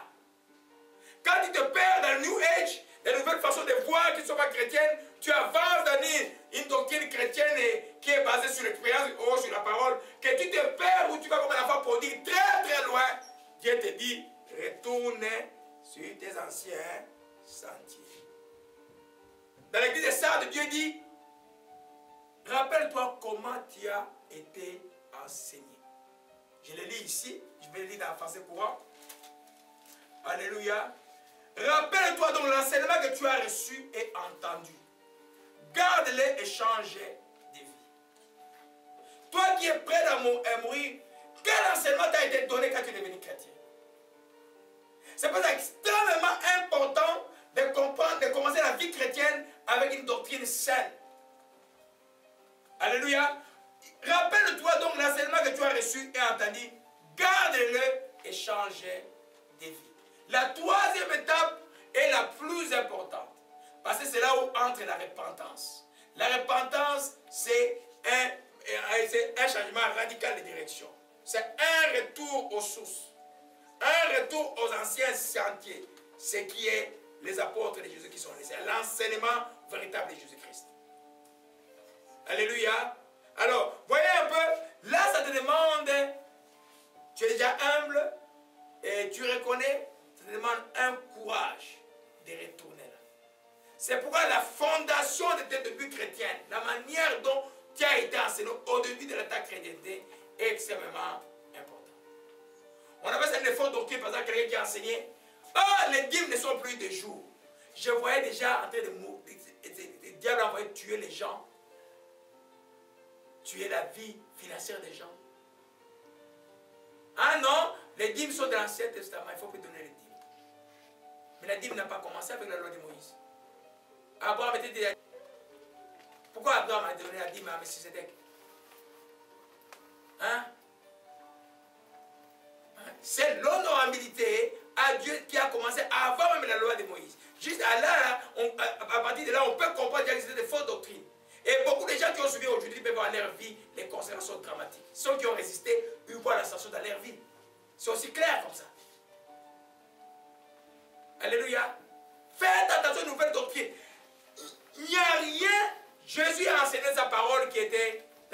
Jean qui a reçu l'Apocalypse, il dit, c'est hier, aujourd'hui, éternellement. La parole de Dieu ne change pas. Les apôtres ont expliqué par les épîtres, elles ne changeront pas. Qu'on vienne ajouter autre chose, comme les Mormons qui agitent un livre après, les autres qui agitent il n'y a rien. Tout cela mènera à la mort. Donc quand tu es dans le processus de la mort spirituelle, tu retournes aux anciens chantiers. Si on t'a appris comme certaines églises qui croient que le concubinage ou le copinage à l'église est permis, non. Ce n'est pas permis à l'église de Jésus-Christ. Celui qui se répand de ça, retourne. Si on t'a toujours enseigné que cela n'est pas un bon chemin, cela n'est pas un bon chemin, quand tu vas retourner, tu vas retourner. Si on t'avait enseigné au début que tu peux faire n'importe quoi dans la chrétienté, Dieu va comprendre, tu vas te considérer comme normal. Alléluia. Amen. Les anciens chantiers. On va voir, allons dans Jérémie 6, verset 16. Et c'est Ngomaka, c'est Aliawa. L'hiver est fini. L'hiver est fini maintenant. Amen. Jérémie 6. Alléluia. Le même contexte, Dieu parle, annonce par le prophète Jérémie que Jérusalem sera assiégée. Les gens doivent se préparer à quitter Jérusalem et aller en déportation. Celui qui restera va être puni. Les gens commencent à discuter. Ils voulaient raconter la leçon prophétique. Et regarde au verset 16. Ainsi par l'Éternel, placez-vous sur les chemins et regardez. Quels sont les anciens sentiers plutôt? Quels sont les anciens sentiers? Quelle est la bonne voie? Marchez ici. Amen. Hier, je disais que la parole de Dieu, elle ne sera jamais vieille. Elle comme, qui connaît les gros disques 33 tours? On avait à l'époque, avant que les... Qui connaît les gros disques là, 33 tours? Vous connaissez ça? Amen. Ces disques-là, si tu joues ça, ça revient, ça répare. C'est toujours le même disque, ça donne toujours le même effet. La parole, c'est comme ces disques-là, ce gros disque-là, on avait des tourne-disques-là qui tu mets, ça jouait, ça jouait. Aujourd'hui, on peut comparer ça au CD, quoi. CD-ROM. Amen. Si tu mets sur ton appareil répété et tu aimes la chanson qui joue, et c'est chaque chanson que tu joueras ici, tu seras content. Tu seras toujours content. C'est comme ça la parole de Dieu. Jamais elle ne va devenir fade. Jamais elle ne va devenir boring comme on dit en anglais. Si Dieu dit, pour avoir la réponse, tu dois prier quoi avant? Et toi tu reviens sur l'ancien chantier de la foi, dis que maintenant je vais commencer à croire. D'abord, et je verrai après, tu verras les résultats. Amen. Si tu es allé quelque part, on t'a enseigné, il y a des gens qui enseignent aussi, que Dieu est tellement propre dans le ciel. Si chez toi il y a un peu de saleté, c'est qu'il y a des démons. C'est des hérésies, ça. Non. Tu peux avoir la saleté autour de toi, les corps, mais ton cœur est propre. Ce n'est pas tout le monde qui est dans la rue là qui demande qui a un mauvais cœur. Et les enfants de Dieu aussi. Alléluia. Amen. Les anciens chantiers sont extrêmement importants. dans n'importe quel champ de ta vie, pour le pardon, si tu vas quelque part, on te dit, oh, dis, mais toi aussi, s'il ne vient pas te demander pardon, tu ne pardonnes pas. Non, c'est mauvais. Quand tu reconnais la vérité que tu te répands, tu reviens sur ton ancien chantier, tu dis non, moi mon Dieu dit, qu'il revienne ou qu'il ne revienne pas, je le pardonnerai toujours. Tu as gagné ton combat. Alléluia. Et ça demande des fois beaucoup d'efforts et beaucoup de croix à revenir sur les anciens chantiers quand tu as été longtemps loin de la vérité de Dieu. Mais Dieu là, quand il revient sur son chemin, comme la femme prodigue, il fait quoi? Il t'embrasse. Il va t'embrasser. Il va t'aimer. C'est un disque qui réussit toujours. Tu commences à rejouer la même chanson de la foi, la même chanson de la sanctification, la même chanson de la crainte de Dieu. Tu y auras le résultat, le même résultat. Même si tu le joues 1000 fois, ça va réussir 1000 fois. 10 000 fois, ça va réussir 1000 fois. Alléluia. Amen. C'est un message beaucoup pour les chrétiens qui sont, comme on dit, un peu rétrogradés. Que le disque de Dieu, quand tu retournes à ce que tu faisais avant, tu vas avoir les mêmes résultats. Alléluia. Gloire à Jésus-Christ. Amen.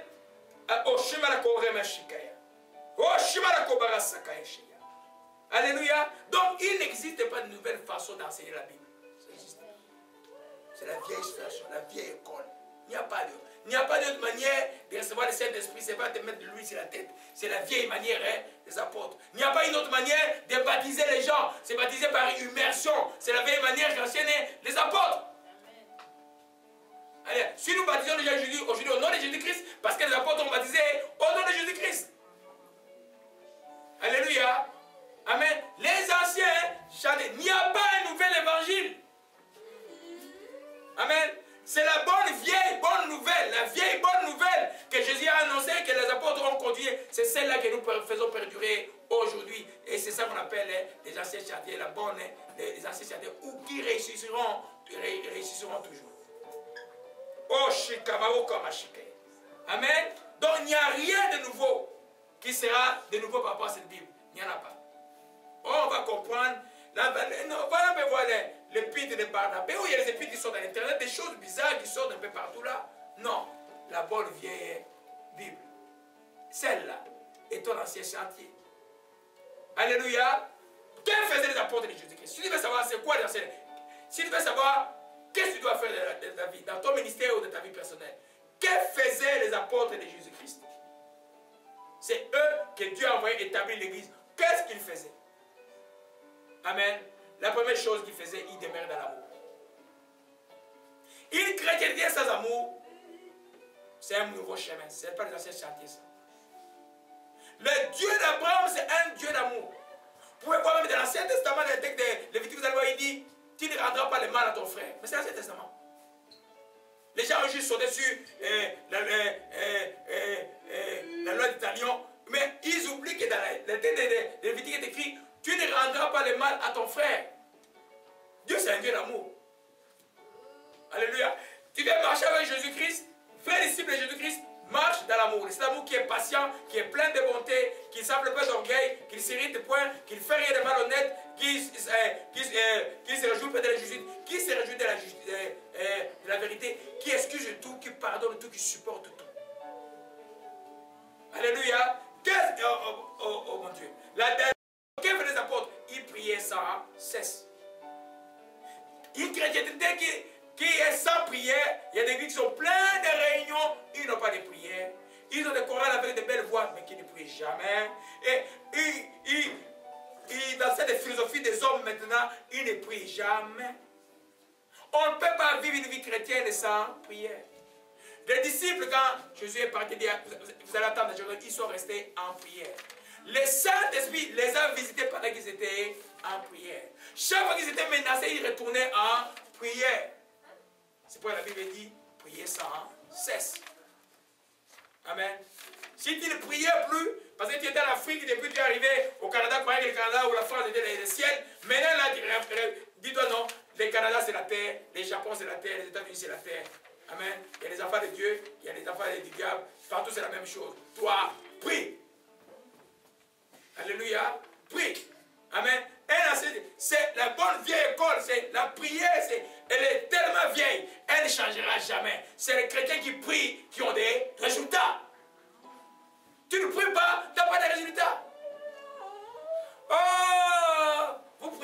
oh, votre église, oh, vous aussi vous gênez trop. Ah. Mais, avec le chapitre 3, chapitre 13 plutôt, pas de l'église d'Antioche, que tout le monde servait Dieu dans la prière, dans les jeûnes. Paul, quand ils ont été envoyés par Barnabas, l'église servait Dieu dans la prière, dans les jeûnes. Il ne faut pas prier un temps et puis ne plus jeûner. Les jeûnes, la prière, c'est les choses de la chrétienté. Amen. Quand dans Matthieu, si Dieu parle, quand vous donnez, quand vous jeûnez, quand vous priez, c'est les choses que les chrétiens doivent faire. Vous donnez volontairement sans contrainte, mais il faut donner. Vous priez et vous gênez. Sans claironner partout. Oh non, moi je suis en train de gêner. Dis, ne m'appelle pas, je vais faire un jeûne de 21 jours. Non, les jeûnes, il est secret. Alléluia. Ça, c'est la vieille école. Cette méthode-là de prière et de jeûne et la foi réussira toujours. Si tu dis chrétien que tu ne peux pas faire ça, tu n'es pas sur Dieu, c'est un nouveau chemin qui ne réussira pas. Amen. Quand tu es réveillé là, tu sais que maintenant j'ai demandé pardon. Oh, maintenant moi, je retourne à ma vie de prière. Je retourne à ma vie de jeûne. Alléluia. Amen. Gloire à Jésus-Christ. Éphésiens 6, verset 18.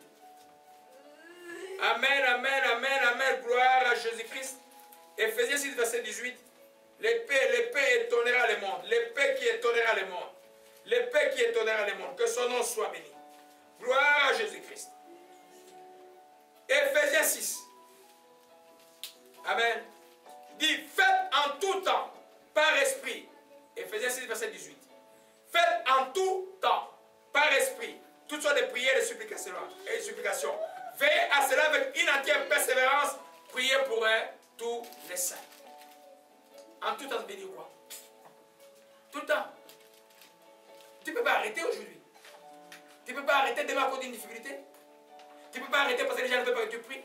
Tu ne peux pas arrêter parce que quelqu'un t'est contraint à ne pas prier.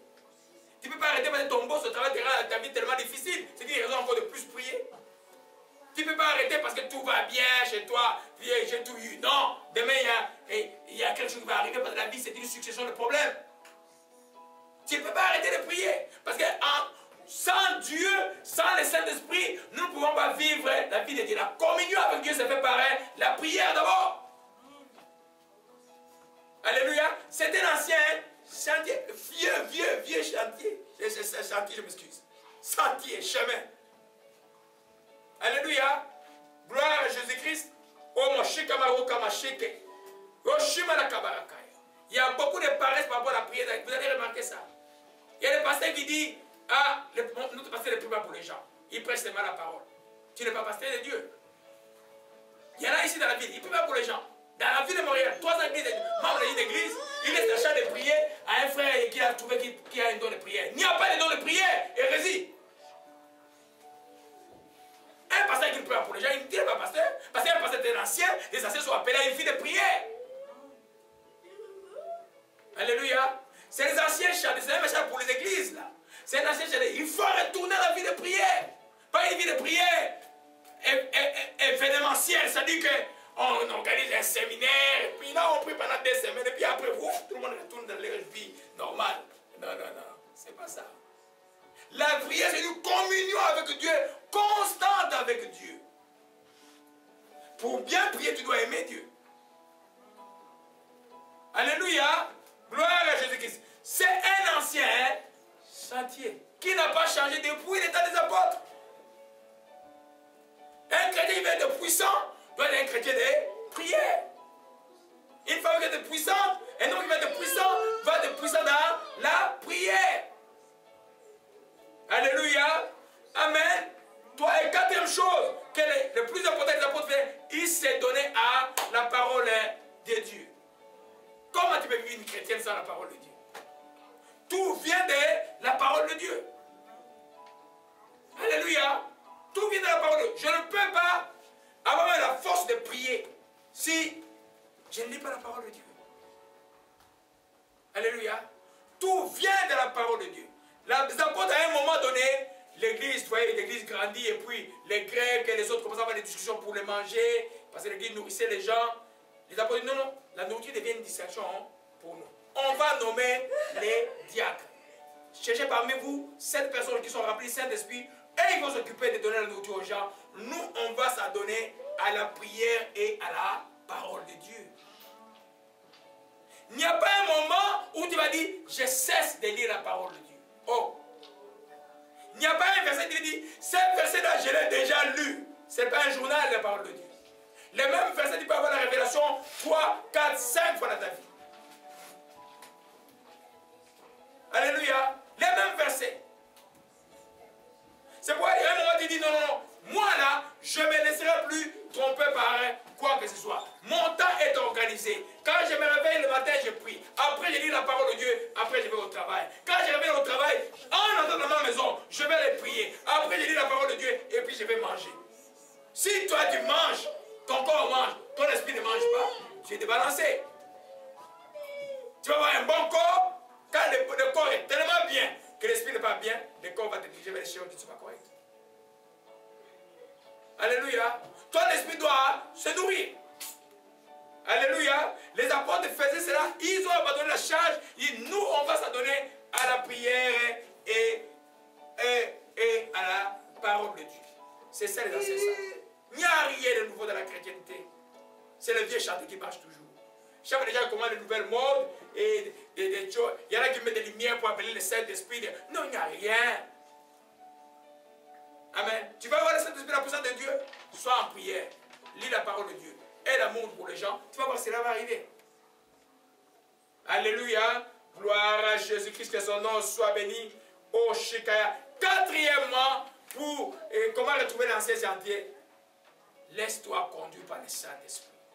Les apôtres se laissaient conduire par le Saint-Esprit. La Bible dit que ceux qui sont conduits par le Saint-Esprit sont les fils de Dieu. C'est pourquoi il faut que vous appreniez à connaître la voix du Saint-Esprit. La direction du Saint-Esprit. Jamais il vous dira des choses qui sont contraires à la volonté de Dieu. Il vous dira toujours ce qui est en accord avec la parole de Dieu. Amen. Alléluia. Amen. Voyez un peu, et Paul, dans les ailes, il allait vers l'Asie, en cours de route, en avançant. Et le Seigneur dit, tu n'entres pas en Messie, tu n'entres pas en Asie. Il a obéi, il est resté en dormant. Dieu le montre une vision des Macédoniens. Il dit, viens le secourir. C'est un Macédonien qui est allé. Et quand il y a eu la crise à Jérusalem, c'est Macédoine qui a secouru Jérusalem par la nourriture. Alléluia. Chaque fois que tu te laisses, il faut que les enfants développent pas des propres pensées, pas des visions, pas attends, le Saint-Esprit comme ça. Qu'est-ce que tu vas dire? Saint-Esprit, qu'est-ce que tu vas dire? Non. Le Saint-Esprit marche avec toi. C'est comme tu parles tranquillement. Mais il faut l'écouter. Mais il ne peut pas te conduire sur un chemin qui n'est pas de Dieu. Il ne peut pas t'envoyer quelque part causer des troubles, par exemple. Il ne peut pas t'envoyer quelque part aller faire annoncer quelque chose. Par exemple, dire, il y a des prophéties par exemple en Afrique. Cette femme-là n'était pas ta femme, elle n'était pas destinée à toi. Mais le mariage, ce n'est pas la prédestination. C'est une alliance et un contrat devant Dieu, c'est fini. Voyez un peu. C'est pour avant d'entrer, il faut réfléchir deux fois. Quand tu es entré comme chrétien qui t'est marié au nom de Jésus-Christ, il n'y a plus de possibilité de sortir. C'est dans une cage, il faut tout arranger pour que tu sois bien. Alléluia. C'est pourquoi il faut prendre beaucoup de temps dans la préparation de ça. Il faut que Dieu va t'appeler par des décisions drastiques, mais qui te sauvera plus tard. N'entre jamais dans un lien de mariage avec hésitation. Non. Tu dois commencer avec un cœur uni et les choses claires. Amen. C'est pourquoi vous avez besoin de la direction du Saint-Esprit. Il y a plein de choses dans la vie, même la lieu où tu dois travailler. Demandez toujours à Dieu si tu veux que j'aille là-bas ou que je n'aille pas, que ta volonté soit faite. Dans les prières qu'on appelle les prières directionnelles, choix du travail, choix du mariage, toutes les choses. Demandez le Saint-Esprit. Les apôtres demandaient toujours la direction du Saint-Esprit. Quand il y avait un problème. Et ils parlaient. Alléluia. Parce que ceux qui se croient vivants, ils prennent leur propre volonté pour la volonté de Dieu. Non, non, non, c'est dangereux. La propre volonté ne peut pas soutenir la vie. C'est le Saint-Esprit. Ce qui est de Dieu va soutenir la Bible. Alléluia. Je crois que c'est par là que nous allons terminer. On va continuer dimanche prochain. Amen. Je répète, on l'a vu aujourd'hui, comment Dieu dit à l'église de Sardes, puisque tu passes pour être vivant et tu es mort. Comment ceux qui sont morts spirituellement en passent de mourir spirituellement comment ils doivent se réveiller. La première chose, ils doivent être reconnaissants, entendre qu'est-ce que Dieu dit, qu'est-ce que Dieu leur reproche. J'appelle cela le son prophétique. Que ce soit par un prophète, par un rêve, par une vision, ou même par la lecture de la parole de Dieu comme le roi Josias. Deuxièmement, il doit pouvoir s'humilier devant Dieu. Alléluia. S'humilier devant Dieu, reconnaître ses fautes, confesser ton péché, regretter-le. Troisièmement, ils doivent retourner aux enseignements du départ que tu as reçus comme chrétien. Amen. Pour nous, ici à la maison de prière, il y a des enseignements fondamentaux. L'enseignement sur le péché, c'est 15 heures sur le site. L'enseignement sur l'idolâtrie. L'enseignement sur comment l'impossible devient possible. C'est 20 heures d'enseignement. L'enseignement sur les noms de Dieu. C'est important. J'ai l'enseignement sur sur l'orgueil. C'est très important. Les symptômes de l'orgueil. C'est l'enseignement qui sont sur les sites. Qui peuvent aider vraiment quelqu'un à reconnaître sa voie, à retourner sur la voie de la vie. Il y a plein d'enseignements que vous pouvez suivre. Retournez au chemin de départ. Parce qu'il n'y a rien de nouveau sur le ciel chrétien. Tout ce que les apôtres enseignent, c'est ce que nous appliquons. C'est un disque qui, chaque fois qu'il est joué, donnera le même résultat. Ces résultats, c'est le bonheur, la grâce, ces résultats, c'est le succès dans ta vie. Alléluia. C'est par là que nous allons terminer. Et dimanche prochain, nous allons continuer avec Répands-toi et change. C'est quoi la repentance? On va parler en profondeur de la repentance comme on a jamais entendu parler. Alléluia. Et puis, cinquièmement, nous allons voir comment demander de l'aide quand tu n'en peux plus. Des fois, tu es tellement noyé que tu as besoin qu'on t'aide. N'ayez pas honte de demander de l'aide quand vous avez des problèmes.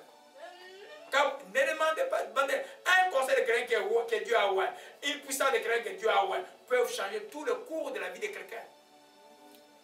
Alléluia. Troisièmement, nous allons voir, réapprenez maintenant à écouter la voix du Saint-Esprit. Vous réapprendrez tranquillement. Alléluia. C'est des choses que nous allons voir dimanche prochain. Seigneur, nous bénissons ton Saint-Nom et nous te rendons grâce. Merci encore pour ta parole, oh Dieu.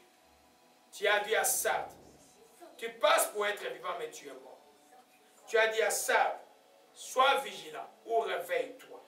Et affermis ceux qui ont près de mourir au Père. Tu as dit, rappelle-toi, oh, comment tu as reçu et comment tu as entendu. Garde, Dieu est tout-puissant. Nous rendons grâce de ce que tu nous as donné aujourd'hui au Père. Comment se réveiller quand on est en passe de mourir. Comment, oh Dieu, reconnaître ton son prophétique, ta voix au Père. Je prie maintenant au Père, qu'au nom de Jésus-Christ, tout ce qui empêche les gens d'écouter la voix de l'Éternel, qui les empêche de reconnaître la gravité des choses dans leur vie. Je regarde cet esprit, brise ça maintenant, au nom de Jésus-Christ. Seigneur, je te rends grâce encore, que la révélation, la crainte de ton nom qui vient par le Saint-Esprit, soit dans le cœur de chacun d'entre nous, oh Dieu. Que nous reconnaissions ta trompette. Oh Dieu, que nous, oh Père, nous approchons de toi sincèrement dans une confession sincère. Oh Dieu, que nous retournions sur les anciens sentiers, oh Dieu de grâce. Merci encore d'aider chacun de tes enfants à retrouver ces anciens sentiers, les sentiers que le fondement, oh Père, de ta parole que les apôtres ont laissé. Père, nous te rendons grâce, que ton nom soit béni encore, de nous avoir aidés et exaucés aujourd'hui. Au nom de Jésus-Christ, nous t'avons ainsi prié. Amen. Alléluia, c'est passé à louer un peu, au marochiqué, au marachiqué, mais rendre sagesse. Et si les kakawana, zabazabakas. Kora machikere de sagesse. L'esprit de territoire est fini aujourd'hui. Elle vivra la joie. Elle vivra la joie au sanga na nzambe zali. Koma sakoshimaki. Koma sakoshikema. Koma shikamara sakoshika. Mashimar koma